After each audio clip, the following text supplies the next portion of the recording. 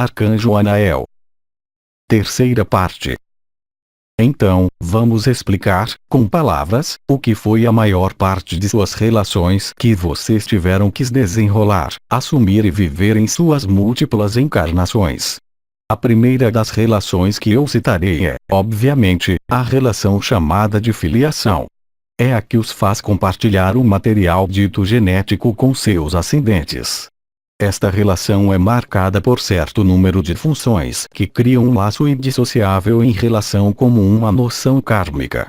Sistematicamente, a partir do momento em que vocês tomam corpo, a partir do momento em que vocês decidem se condensar e descer ao nível de tal material genético, procedente do que vocês chamam pai e mãe, obviamente, isso traduz uma qualidade de amor essencial para a alma que desce. De fato, vocês vão, de maneira constante, quase sistematicamente, em sua linguagem, provar uma atração irresistível, no sentido da alma, através de outra alma que está, ela, na encarnação, ou por vezes os dois pais, que, numa vida passada, numa relação conflituosa, lhes causaram o dano o mais extremo a você mesmo. Pelo milagre da graça, vocês escolhem então descer sistematicamente no meio ou em uma das duas partes que foi, numa vida passada, seu torturador, seu algoz, seu assassino ou aquele que lhes fez o maior mal possível. A redenção funciona então naquele nível como uma capacidade da alma para ver, pela encarnação, suprimir a noção de dano que lhe foi feito. Assim, portanto, descendo nesta densidade com relação a esta vibração inscrita nas memórias kármicas e genéticas do casal que você escolhe, você participa no alívio do karma da pessoa que o acolhe, ou do casal que o acolhe. Esse karma passa das palavras, ele não tem necessidade de reencontrar a memória daquilo. O simples fato de descer nesta densidade e permitir àqueles que são seus pais amá-lo, e ao pior de criá-lo sem amá-lo, permite reparar o karma deles que eles tinham com relação a você.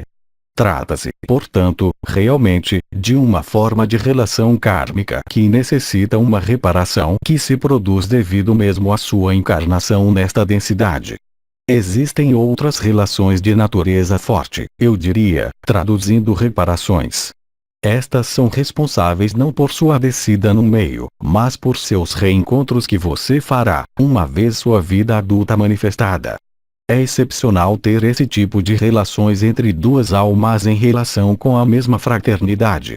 O que convém compreender, naquele nível, é que, progressivamente e à medida das relações estabelecidas, durante suas vidas, você teceu e voltou a tecer e consolidou certo número de ligações. Assim que você entra em relação pessoal com outra alma na densidade, você tece, inexoravelmente, laços que vão criar situações que chamam uma reparação. Para além do fenômeno ligado à morte, os fenômenos que você levou a efeito em suas vidas passadas vão fazer com que, quando vocês reencontram em seu caminho a alma com a qual você teve uma altercação vigorosa, aí, é o caso de dizer, isso vai necessariamente reativar em você um impulso para se aproximar desta alma. Nos casos importantes, ou extremos, em que você teceu e voltou a tecer os laços em múltiplas ocasiões, você vai reencontrar, quando cruza com esta alma na encarnação, uma atração importante ou irresistível, passando, ou mais frequentemente, pelo fenômeno do casamento. Assim, portanto, as almas que você escolhe como as que mais lhe agradam não são aquelas com as quais você está mais livre, mas aquelas com as quais você está mais ligado e com as quais você deve resolver certo número de problemáticas. Há, aí, uma relação tipicamente de natureza kármica. Quando isso é empurrado ao extremo, o processo de relação levado a efeito chama-se as almas irmãs. As almas irmãs são as almas que participaram, no projeto comum de encarnação, de certa forma de evolução ou de involução. Entretanto, as relações estabelecidas entre elas, nessas ocasiões passadas, não permitiram realizar isso de maneira liberatória. Daí resulta, então, o estabelecimento de certo número de ressonâncias comuns, necessitando se reencontrar, progressivamente à medida das encarnações tomadas de maneira extensiva nesta densidade. Existe outro processo de relação, ele também muito forte, é o que eu chamaria o fenômeno das almas gêmeas. Isso não corresponde unicamente ao que vocês chamam de encarnações no sentido de gêmeos, verdadeiro ou falso. As almas gêmeas são almas que procedem, em realidade e em verdade, da mesma centelha divina que se fracionou progressivamente e à medida da descida na encarnação. O que pode explicar que algumas memórias sejam comuns a algumas encarnações e a algumas almas. Esta relação é também de natureza dual e de natureza não liberatória.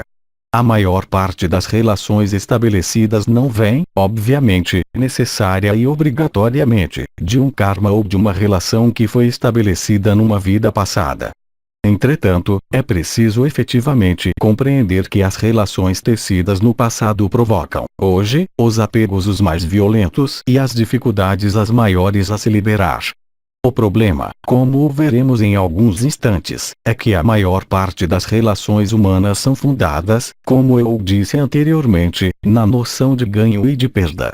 Esse é o primeiro elemento. O segundo elemento sendo que, frequentemente, essas relações são impregnadas de um poder exercido sobre o outro e não exercido sobre si. Nós veremos, daqui a pouco, as características das diferentes relações possíveis, independentemente de suas origens que eu estou detalhando agora. Existe também uma relação específica chamada relação de chama gêmea. As chamas gêmeas jamais tiveram karma a viver juntas, jamais tiveram experiência ligada a laços tecidos. Trata-se de uma reconexão ligada à presença delas, simplesmente, com relação à centelha divina ou ovo cósmico comum.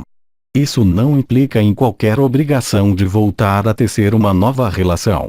Implica, simplesmente, na reconexão e num reconhecimento, significando a ativação, nas duas almas, de novas potencialidades liberatórias e, em caso algum, a necessidade de realizar uma união ou uma relação, qualquer que seja. Esta relação é conhecida desde pouco tempo e manifesta-se cada vez mais frequentemente nos caminhos evolutivos das almas quando de seu retorno, ou de seu caminho de retorno para a fonte. São as relações as mais, eu diria, vinculadoras que vocês têm a viver na encarnação. Entretanto, o princípio da encarnação que eu defini esta manhã, com relação à noção de ganho e de perda, é a que afetará o conjunto de sua vida de uma maneira geral. Há também relações que são, estas, ligadas a uma origem estelar específica. Essas relações são relações marcadas de liberdade, mas, entretanto, um busca exercer o controle sobre o outro para estar seguro de que eles obedeçam a um projeto de vida correspondente à origem estelar. Entretanto, essa não é uma relação no sentido conflituosa, ainda que possa tomar os andamentos ligados à manipulação ou ao controle de um sobre o outro e do outro sobre o um. As origens estelares não lhe são conhecidas, entretanto, esse gênero de relação é algo que é bastante fácil para detectar.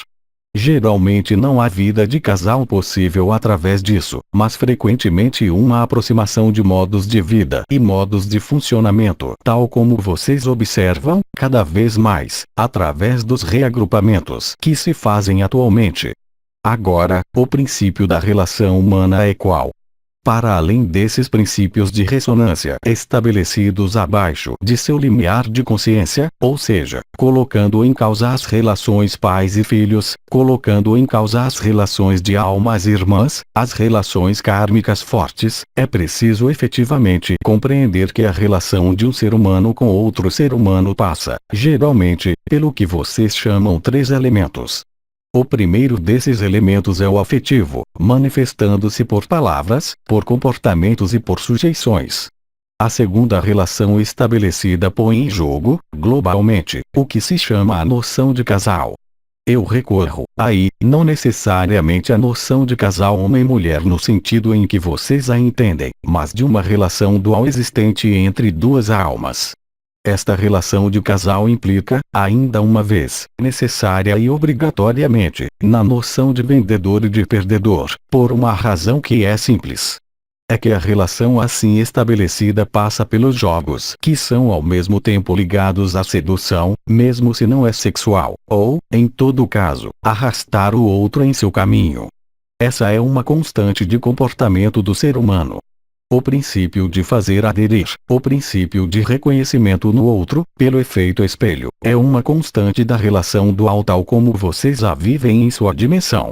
Entretanto, hoje, já desde certo tempo, é-lhes oferecida a possibilidade de viver outra relação, esta sendo baseada no coração. Quais são os obstáculos para o estabelecimento de uma relação baseada no coração?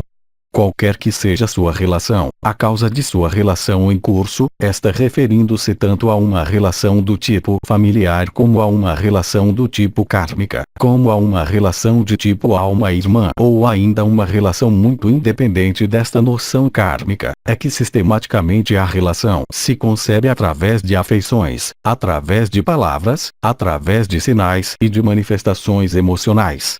O conjunto dessas manifestações da relação faz com que esta esqueça o essencial, que deve ser a relação de coração a coração. Então, como estabelecer uma relação de coração a coração? É isso que vocês vão realizar agora. É muito mais fácil estabelecer uma relação de coração a coração, não, como eu dizia, numa relação a dois, mas numa relação de grupo. Na condição, obviamente, de evitar o que eu chamaria o trio diabólico, o que eu chamaria algoz, vítima e salvador. Isso pode ser resolvido de maneira muito simples. A partir do momento em que há um desequilíbrio ligado a esta relação a três, basta que exista um submúltiplo da consciência unitária de 24 pessoas que possam realizar uma união para dissolver instantaneamente as relações desta natureza. Entretanto, a título individual e independentemente do que vocês vão realizar, cabe-lhes aceitar e integrar que as relações que passam pelas palavras, passam pelo afetivo e passam por seus laços habituais, não são, em caso algum, as relações de coração. A relação de coração restitui a liberdade ao outro, torna-o livre e o faz vibrar ao nível do coração. Isso, independentemente dos antagonismos necessários e obrigatórios, eu diria, manifestando-se em sua dualidade. Entretanto, em caso de conflito, em caso de oposição ligada mesmo à presença da existência de uma relação, convém fazer cessar, obviamente, o que prejudica o estabelecimento da vibração do coração. Isso vocês sabem por múltiplas vias, já. Isso consiste, no primeiro tempo, em fazer calar as palavras, num segundo tempo, fazer calar os pensamentos, e, sobretudo os pensamentos ligados às noções de julgamento, assim como foi longamente explicado, convém também fazer calar os sinais e manifestações emocionais. É apenas nessas condições que a relação vai se estabelecer ao nível do coração e vai permitir que, quaisquer que sejam as recriminações existentes de um ao outro, pacificarem-se e resolverem-se no coração. Assim, a partir do momento em que uma relação é estabelecida, obviamente, ela assinala um projeto comum, ela assinala um karma comum, ela assinala certo número de laços existentes e tecidos tanto nesta vida como nas vidas passadas. Entretanto, conhecer a fonte desse laço não basta sempre para transcendê-lo, para superá-lo e para fazê-lo passar ao nível do coração. Vocês devem, em particular as pessoas e as almas que sentem que devem se reunir ou trocar de relações, compreender que estas devem se estabelecer, em primeiro lugar e em principal, no coração. Isso necessita efetivamente fazer calar as recriminações, fazer calar os pensamentos, fazer calar as palavras e fazer calar, mesmo, toda noção afetiva, toda noção ligada à emoção. Isso se pode realizar apenas no silêncio interior. O que quer dizer que uma relação vencedor e vencedor, assim como a nomeei, apenas pode se realizar se os dois interlocutores na relação se colocam, cada um a seu turno, cada um a seu ritmo, ao nível do coração.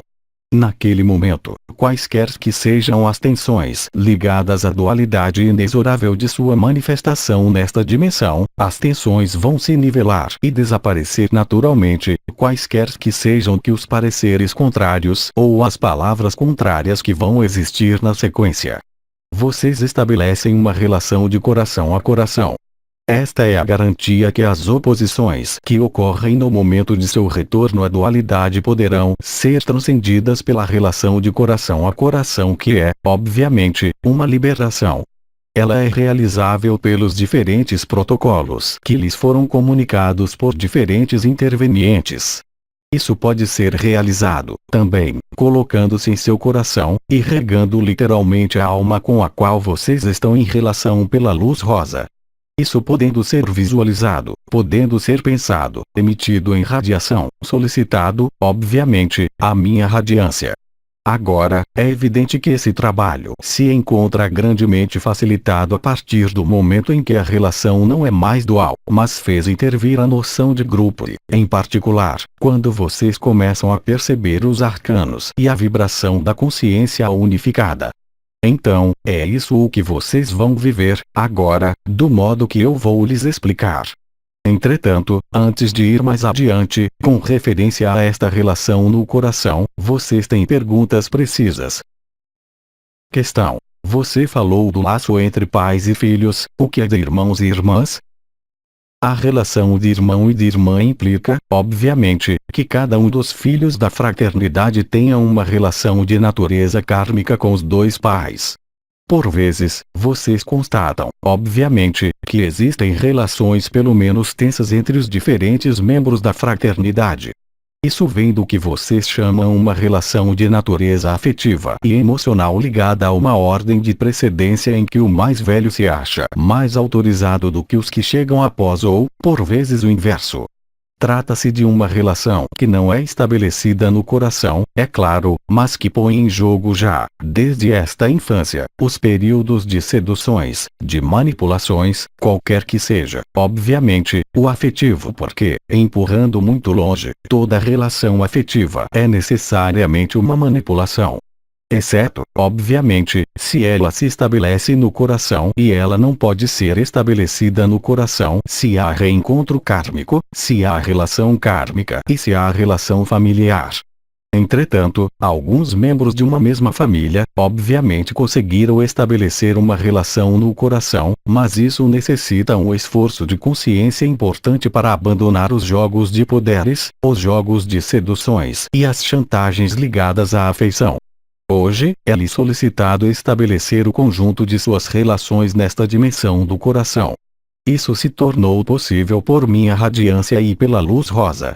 Obviamente, esta relação de coração a coração será também grandemente facilitada se vocês mesmos iniciam um caminho de reunificação de suas duas polaridades, de sua esfera masculina e feminina e de sua esfera emissora e de sua esfera receptora. A partir do momento em que vocês começam a equilibrar, em vocês, a noção de emissão e de recepção, a noção de masculino e de feminino, obviamente, vocês se tornam cada vez menos atraídos pelos jogos de sedução, pelos jogos de afeição e pelos jogos da manipulação. Lembrem-se de que a relação a dois, quaisquer que sejam os indivíduos, é uma relação em que vocês compartilham espaços comuns.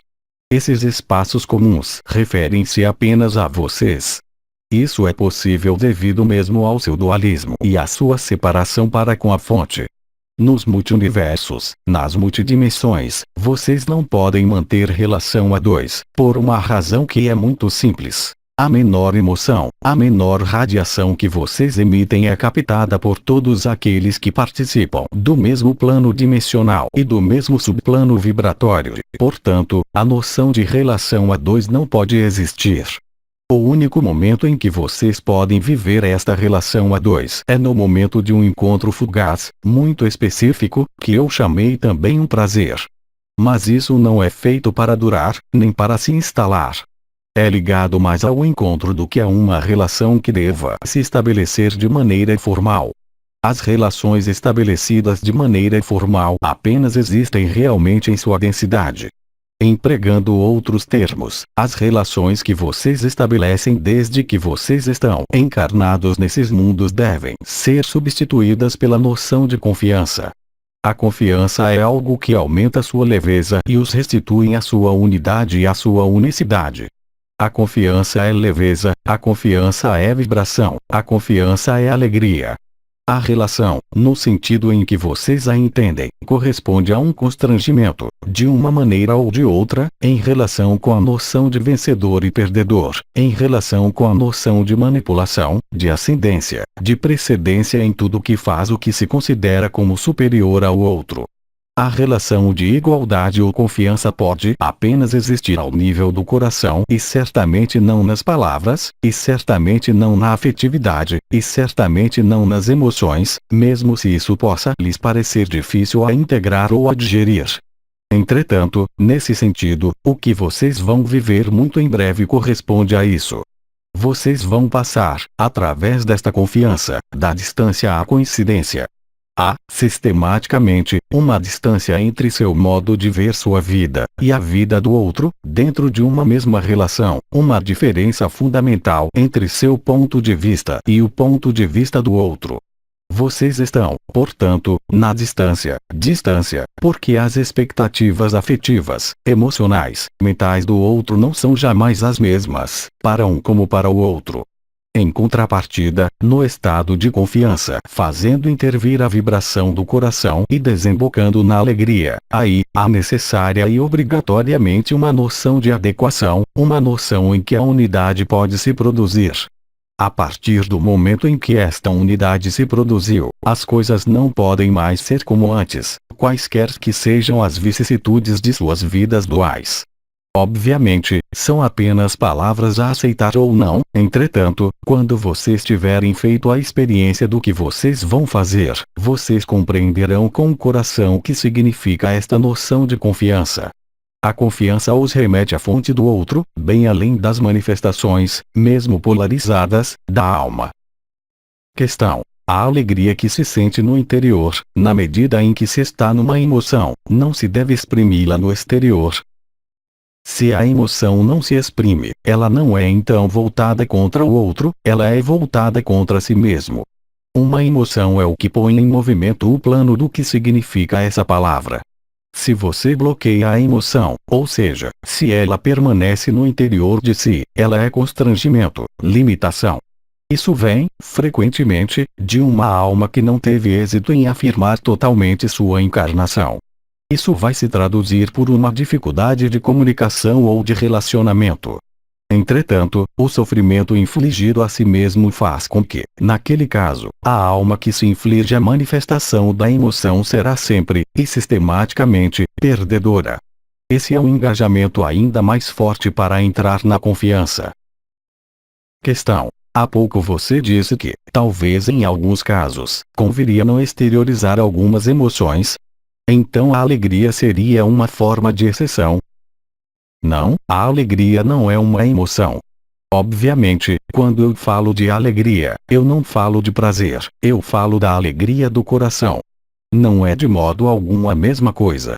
A alegria é expansão, a alegria é dilatação, que absolutamente nada tem a ver com o que vocês chamam prazer. Do mesmo modo, quando vocês pronunciam a palavra amor, há vários quadros de referências presentes. Questão: não compreendi bem o fato de não ter que exteriorizar a emoção vivida.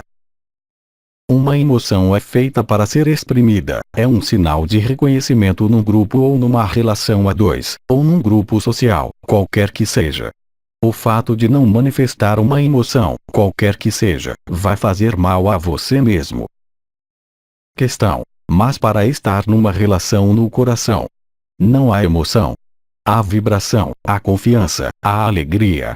A alegria não sendo entendida, aqui, no sentido de uma emoção.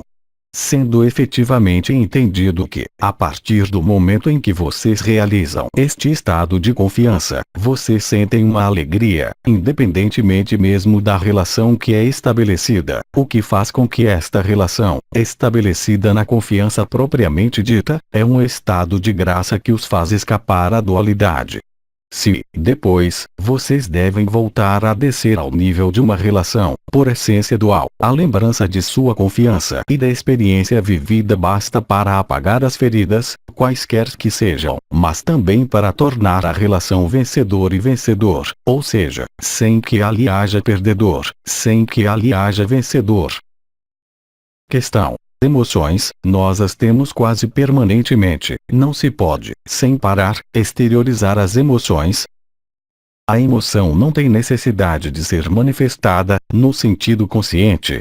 Ela é sistematicamente percebida pelo outro, ou como uma negação da emoção propriamente dita, ou pelos sinais que não estão ligados à expressão da emoção, mas podendo estar ligados, simplesmente, a uma aparência ou a uma vibração.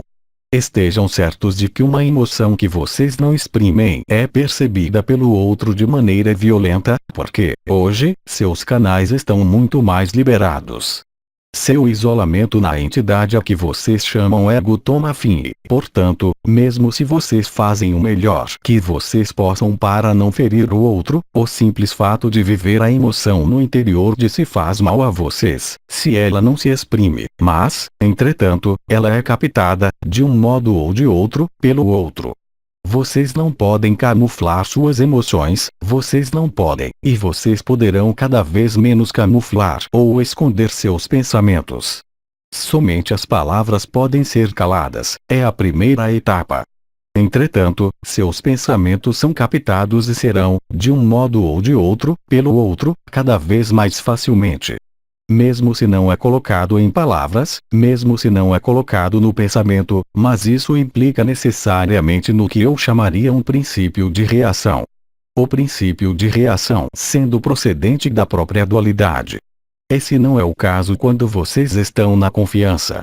A partir do momento em que vocês estão na confiança, mesmo se um pensamento se exprime pelas palavras e por uma emoção de maneira violenta, o outro o captará pela confiança e isso não terá qualquer efeito e não provocarão qualquer sofrimento de uma parte e de outra. Não temos mais perguntas. Agradecemos. Aos 3 Dimensão, 22 de maio de 2009.